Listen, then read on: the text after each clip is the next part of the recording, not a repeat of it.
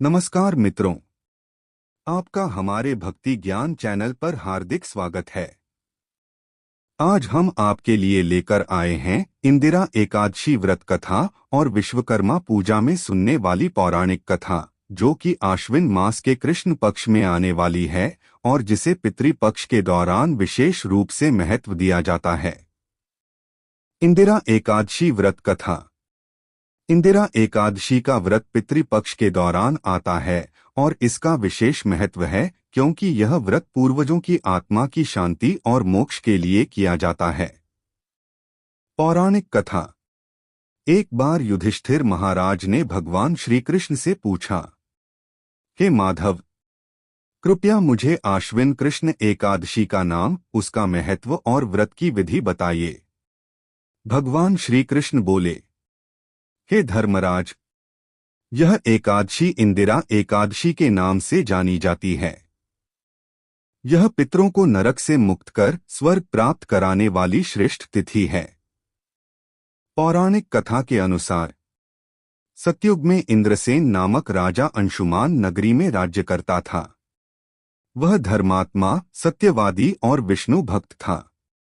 एक दिन वह अपने पूर्वजों का श्राद्ध कर रहा था, तभी आकाशवाणी हुई, हे राजन, तुम्हारे पिता नरक में कष्ट भोग रहे हैं।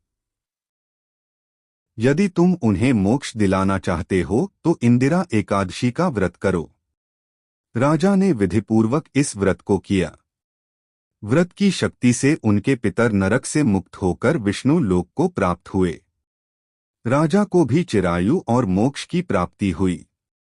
विश्वकर्मा पूजा कथा। विश्वकर्मा जी को देवताओं का शिल्पकार और ब्रह्मा जी का मानस पुत्र कहा जाता है। उन्हें सृजन और निर्माण का देवता माना गया है।